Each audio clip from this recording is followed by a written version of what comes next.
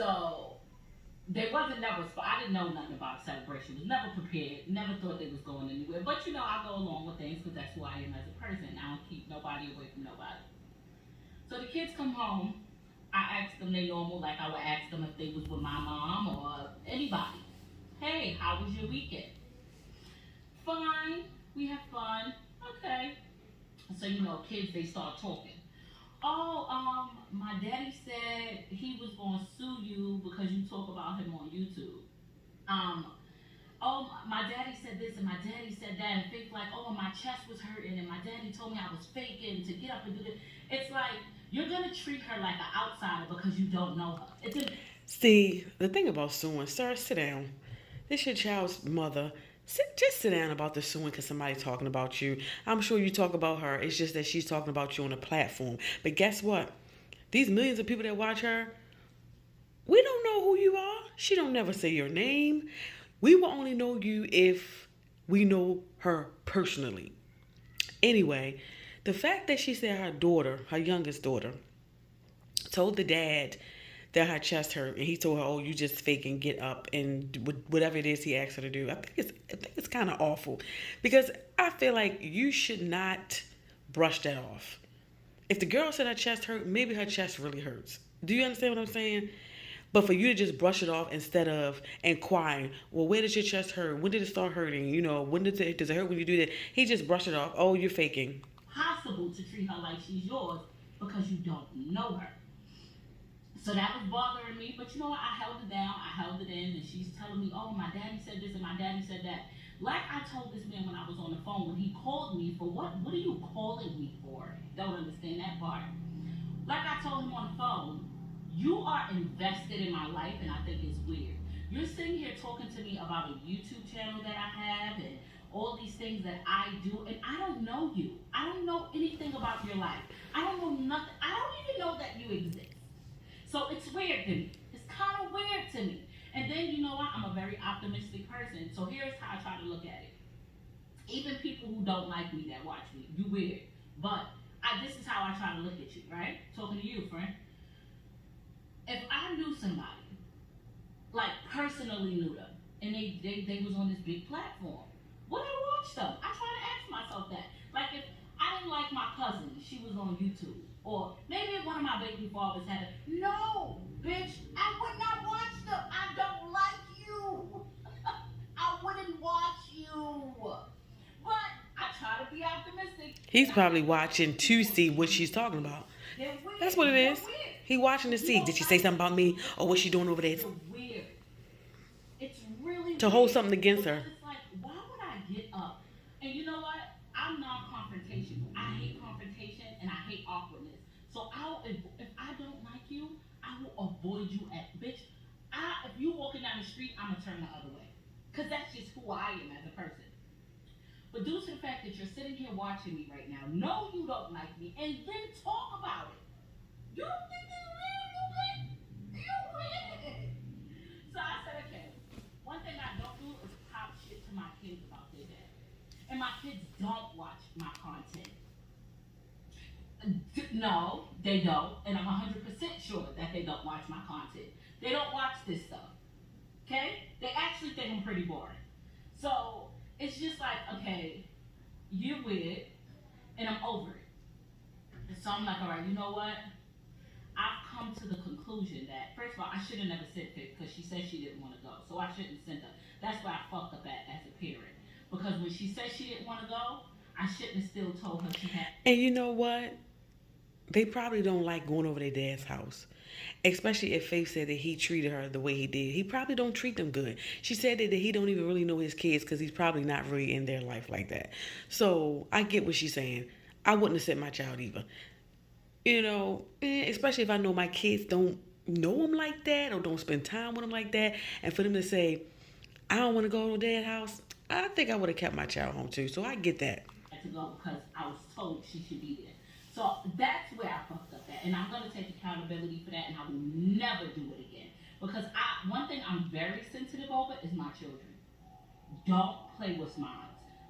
They're mine, and I'm very sensitive.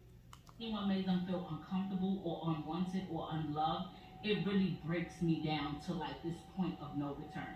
So I'm at my point of the fact that my baby remotely felt uncomfortable, it will never happen again. And let me tell you, I live a very peaceful life when it comes to Faith and Michaela. Very peaceful life. Extremely peaceful life. Nobody bothers me. I don't bother them. They don't check on these kids, call on these kids, ask to see these kids. I don't ask for them to take them to. And you know what? I don't get people. Even he's the dad. It's awful for him to not check up on his kids, on a consistent basis. But where it's like whoever his wife is or girlfriend, where is she at? Like as a woman and she has children by him as well. His wife or girlfriend that he's with now. So as a woman, how can you lay up with a man knowing he barely even see his other children and be okay with that? I can't. I wouldn't. It's no way in the world I could lay up with a man every day, be in a relationship with him, have a family with him, knowing like, sir, you don't even deal with your other children like that. And as a mother, I couldn't stand for no crap like that. Not calling to see what they doing. He probably don't reach out until she reaches out, until Jasmine say, hey, this is what's going on with the kids, or hey, the kids act like it's just crazy. It's very peaceful to me because I create my own dynamic, and I love it. If honestly, if there's any since he watches my content, if there's anything I can say to him, I would love to serve him a piece of paper so he could sign his rights over. Wow. That will be the greatest gift he can ever give me because he's already non-existent. Right. So if I can legally remove him from my life, right, I'm pretty sure he would do. If I present him with these legal documents, I'm 100%. And you know what? My thing is, that will probably be best for a child. Instead of you walking in and out their life whenever you want to, you don't want to do this, you want to be a parent, I get it. Then you know what? Sign over your rights and you can be done with it. But don't keep walking in and out my kid's life when you want to, when it's convenient for you. Like, oh, they had a party for the dad, so, the kids should be there. What? Is he there for the kids? Yeah. Bitch, let's talk about it. Because I think that's something we can both agree on. And I will be officially rid of him. And I think that would be a blessing. It's sad, but I mean, and I can just create my own. It's probably best for the kids. And be happy with like my family. Like, oh my Lord. And that'd be amazing. I think that'd be a gift. That'd be a gift. So I'm gonna discuss that with him one day. Like, please. Please. I know you would love that. But I fucked up. I'm gonna take accountability and I will never do it again. But that hurt me. The fact that my daughter was uncomfortable, the fact that my baby had to say, oh, my chest was hurting, and he's telling me I'm faking, get up and clean up, it really bothered me. Like, but you know what? It was my fault. I shouldn't have sent them. And it will never in this world happen again. Back to that. Now, with Michaela, we all know that Michaela has been having issues in school. And I think that every child is different. They are. Every single child is different. Yep. This is why I laugh at you people when you get on the internet judging people because of their parenting skills. There's no such thing as how to be a parent. Because every parent has to parent different because every child is different, right? And I have 4 of them. So I think I can speak, right? So I have to parent each one of my kids different. Michaela is me as a child. Your mother ever told you that baby gonna give you hell just like you gave me? I am the hell, and it is given back to me. I gave my mother hell, you hear me? And Michaela's giving it back to me. And Michaela's just like me. See, y'all? You hear what just Jazzy saying? She gave her mama hell, and now she getting it back from her daughter.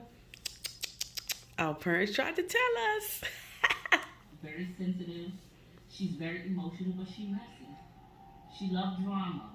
She loves being in it. This is why I hate drama as an adult, because I had so much of it as a child. I couldn't stand. I was the kid, like, I really couldn't stay away from drama. I had drama up until high school, bitch. My MySpace page, I used to change the name of the song according to who I'm arguing with. Like, it was me. I was that person. And Michaela, but you know what, y'all? I respect her from coming on here and being honest, being truthful, letting us know, hey, when I was a kid, I gave my mama hell. And my daughter is the same way. She ain't come on here and sugarcoat it and try to say, oh, my daughter. She said, no, my daughter likes drama. She likes drama. She stays in drama. And that's all why she always getting in trouble in school. Is that person. So Michaela was out of school for a few days because she had an incident in school, and I was trying to just rectify things. And I sent her to school today, and I said, Michaela, stay on the phone with me. Don't let nobody know I'm on the phone, but stay on the phone with me, right? Now here's the funny part.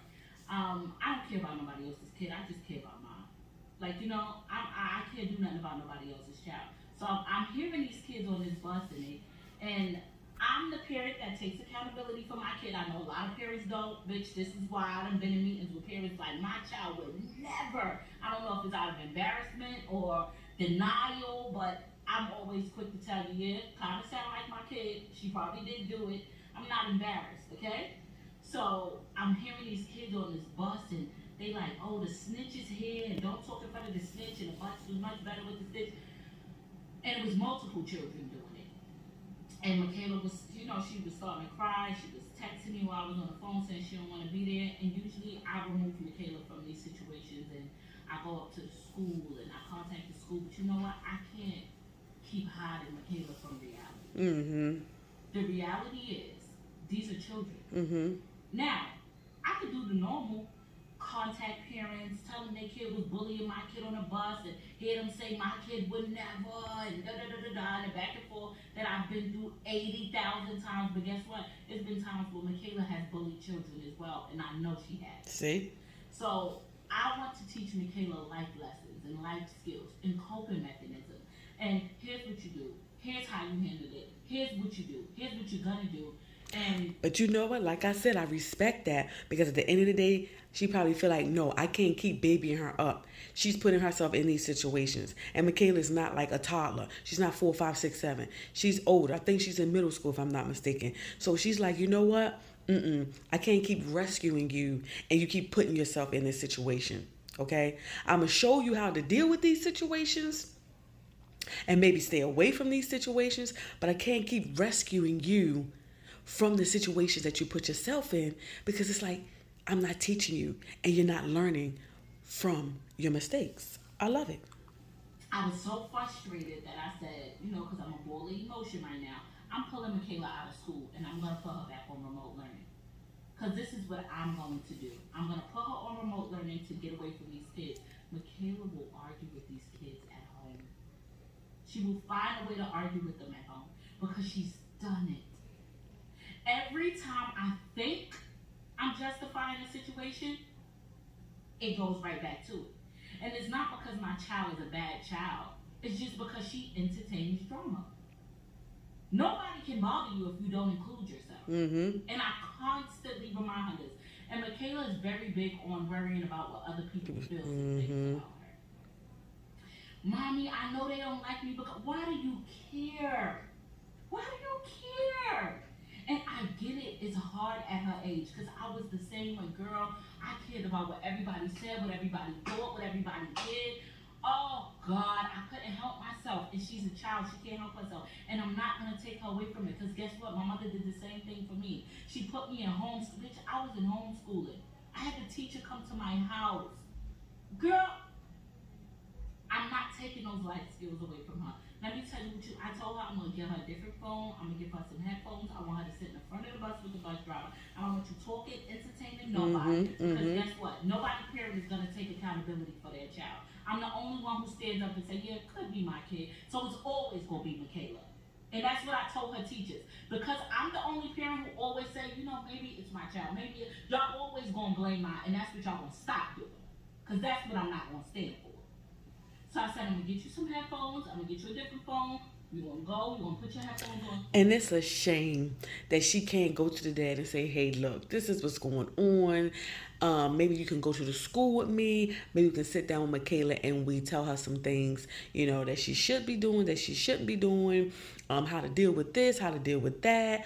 But she can't even go to the dad because the dad is so quick to point the finger at her and say that Michaela is the reason why, she's the reason why Michaela is like that. And like I said before, if you feel that way, then maybe, sir, you need to really step in then. If you really feel like it's the mom, then step in. But how can you say that when you're not even in their life? So you don't know what is the cause of that. Maybe you're the cause of her acting out. Okay? Maybe because she know that her dad is not in her life like that and really don't want to be in her life like that. So maybe, sir, you're the cause of that. But because you want to point the finger at the mama, you want to zone out, mind your business, go to school to do school, come home to do home. You got sisters, you got brothers, you got amazing parents, you have a happy household, girl. You are more than blessed. You do not have to worry about a friend who you probably ain't never gonna see because I ain't letting you go to nobody's house. So what are you worried about it for? But I'm tired of letting her run from situations. Because I see by running, it makes it worse. So exactly. Exactly. Making it worse. It's very hard for me because right now I really want to pull my kid out and put her in remote learning. I am going to show Michaela a coping method. So you don't have no way to get away. I mean, I guess if you sit in the bathroom. But it can be a lot. Especially when the dads are not in their life. And the dads are not there to help give you a break. It can be a lot. As a parent, not just a mother, as a parent, making sure they clothed, they fed, off to school, doctor's appointments, stuff like this, school, going up to school, figuring out what's going on. It could be a lot. When you don't have anybody saying, you know what, Jazzy, this time I got you. Or this time we're going to go up there together. I promise you, you could push through it. Parents, we want to protect our babies, and we will, and that's our job. We want to hide them and shield them from the world, because it's a cruel world out here. It absolutely is. You know, we want to put our babies in a bubble in the shell and don't let them see the world. But like she said, I can't keep taking her out of these situations. You know, she's putting herself in these situations, knowing she shouldn't be in these situations, and then I come to the rescue and like, no, come on, let's go to another school, or let's remote learn, or let's put you in another classroom. And she realized that's not helping. It's only making her daughter worse, because she figured, oh, I can create this mess, and my mama's going to come and save the day. So I'm going to do it again because I already know. It's going to be no consequences. I'm not really going to get in trouble. Mom is just going to come swoop me in, and yeah. So yeah, but anyway, guys, don't forget to comment down below. I thank you all for watching, and I definitely will see you guys in the next one.